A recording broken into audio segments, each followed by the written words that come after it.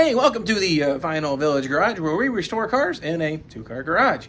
It happens to be in a vinyl village, so put it together. Well, you get what I'm trying to say. What we're done here behind me is a 1969 Firebird TransAm clone. That's what we're working towards.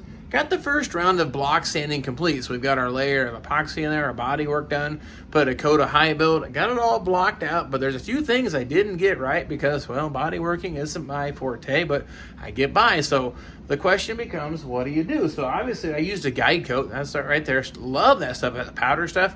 But you can see some spots right here on the fender that are darker. There's some spots where it's actually bare metal almost. That's why I had to stop.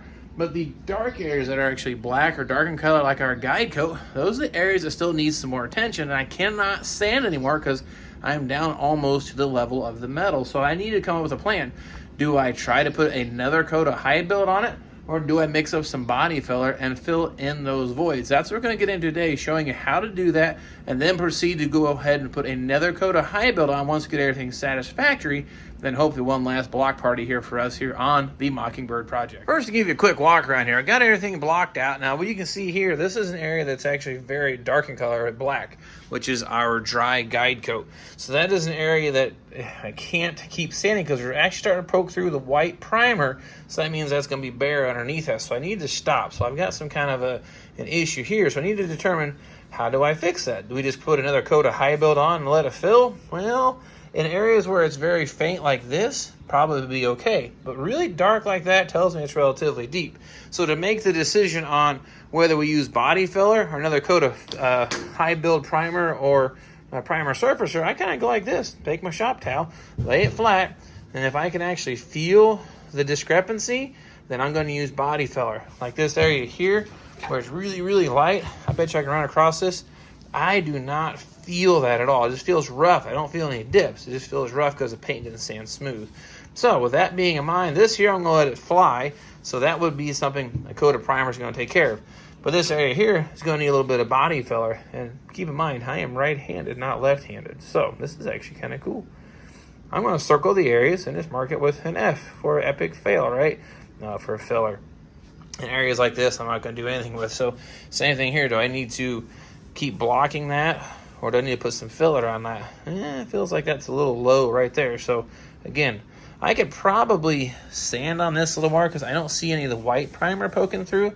So in this case, I might keep blocking that one. But that's how we're going to identify what areas we're going to do what with. And speaking of blocking this out, we'll go ahead and try to do this again with one hand and see if we can't.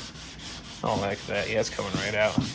I just got a little lazy there and didn't finish sanding. But look, gone. And I didn't, just barely starting to poke through the white primer, so that's good. Now I'm going to mix up some body filler and get these spots filled in and show you how to work that. Now, this is what I'm going to be using. This is Evercoat Metal Glaze. This stuff's kind of runny.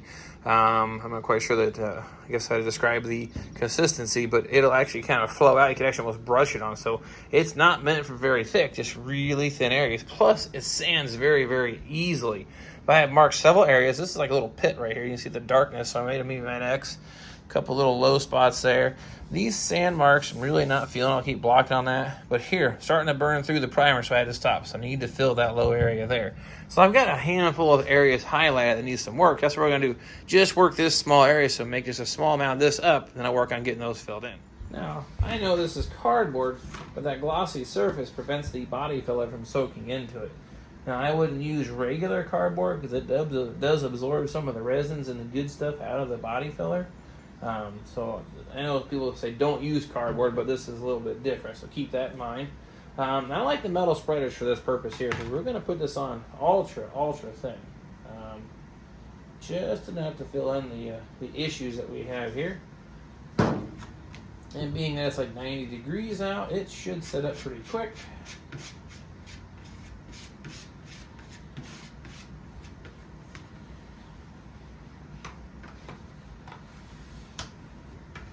The reason I like using cereal boxes is, well, I have plenty of them, I'm repurposing them, and they don't cost me any money, so I like that. Alright, there we go. Work all the bubbles out. Now, just a really thin coat. That's it. Don't need a whole lot. And we're going to let that cure and still use our 220 in our block like we've been using all along already anyway. But the metal spreader, you can really work this thing out flat. Really, by the time then once it sets up, It doesn't take much to block it out, and then you're going right on down the road to your next step. Okay, I'll get that little booger filled in there. Take care of these little problem areas there. I'll go ahead and get this one here.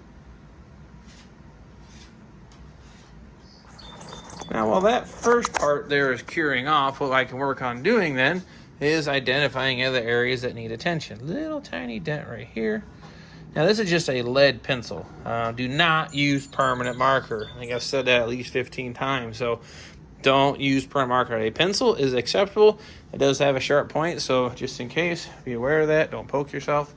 That was supposed to be funny. But here, I got another spot here. Some kind of thing protruding through. I can feel that one. That one just needs like a little deviation there in the body work. That one doesn't feel too bad. Oh, this one's bad. I don't see any of the black guide coat, but that needs some work. And same as this right here. So that's okay. That one's all right. I think that fender there is going to be okay. Anything that's left on that will be taken care of with our high build. Door looks okay. I've already marked this so we'll go ahead and make myself a little mark there. Now, doing an entire car can be quite a labor-intensive ordeal. This here's a bigger spot. The corner here had a little ding in it, and I just totally missed it when I was doing the trunk deck. So I put a real thin coat here.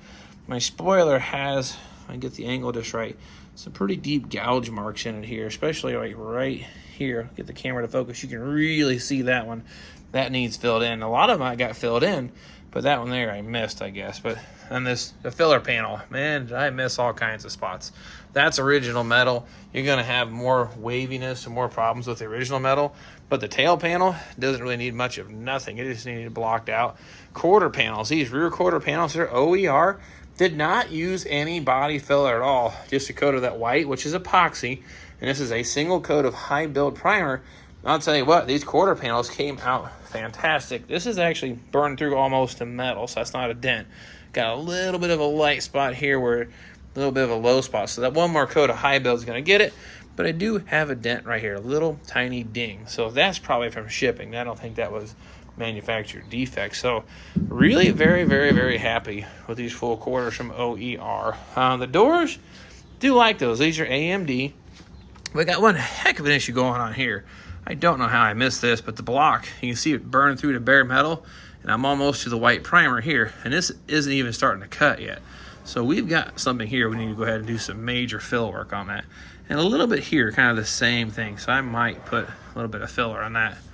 And this here is low enough. And between here, same thing, between the door handle here, kind of a little bit of a low spot. Now, some of the stuff I've already checked with a shop towel, but I can tell that's actually got a low spot to it. The rest of this, I feel that's going to come out with just another coat of primer, so we'll be okay, but I might just do that if I have enough mixed up. So that's really about it as for stuff that needs addressed or needs attention. So go around now and fill in all these spots, then we'll work on blocking these out. All right, got all the spots all around the car, on the back there. Everything's all has a little bit of our body filler. Waiting for that stuff to set up. But I want to show you a little something here. Rock Auto gives you, in every box of goodies you buy, a rot or bondo thickness gauge right here. Right here. You didn't know that, did you? You just thought it was a cool magnet. You collect them all. But these things are fantastic for gauging body filler thickness or maybe excessive paint. If you have credit card thickness or less, these magnets aren't very strong, but let's say your body filler is about the thickness of a credit card, this will still stick. If you start getting too thick, this will not stick to the metal. Like here, like this is a fiberglass hood insert. Guess what? It's not going to stick, obviously. Now the hood, it's going to stay wherever I put it because there's no body filler in this hood whatsoever, just a coat of primer and a high build, and I've done some blocking on it. Now we all know I put body filler end to end on the side of this fender from the previous videos, but you know, see that right there? That's pretty cool. So that tells me that I have not too much body filler hanging out in the side of this car. So that makes me feel pretty good about it. So with that being said, you can take this when you're going to look at a car, say it looks shiny and looks really pretty. You want to know what's hiding under the paint? this guy right here is going to tell you. Now, of course, I would check with the owner before you start throwing it on the side of the paint job and make sure this surface obviously is very clean. Last thing you want to do is grab some dirt and slam it into his paint. So just a little freebie here for you. We're waiting for that stuff to dry. Now, this all has cured off now, ready to go. And we're going to do the same thing. We're still going to sand not just the area. We're going to kind of blend that by not just sanding just above it. We're going to work the pan a little past it back and forth. So we're trying to blend this out and lay it out flat. And this stuff sands just about as easy as that high build primer did, which makes it super nice for filling in things like this here.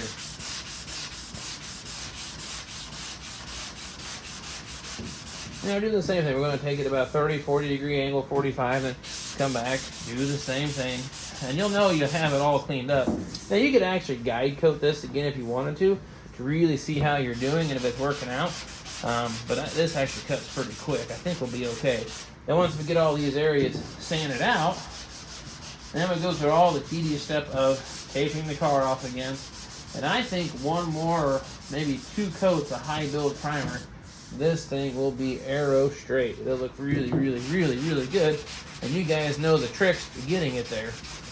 And even if this guy here is not a professional at doing body work, you get an idea how it all goes. Now, that's pretty good. And I'll keep working the rest of these out.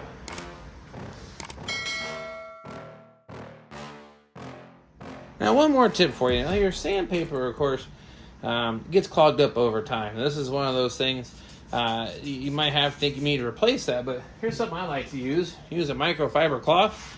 Be amazed what actually happened here. Cleans that sandpaper right up.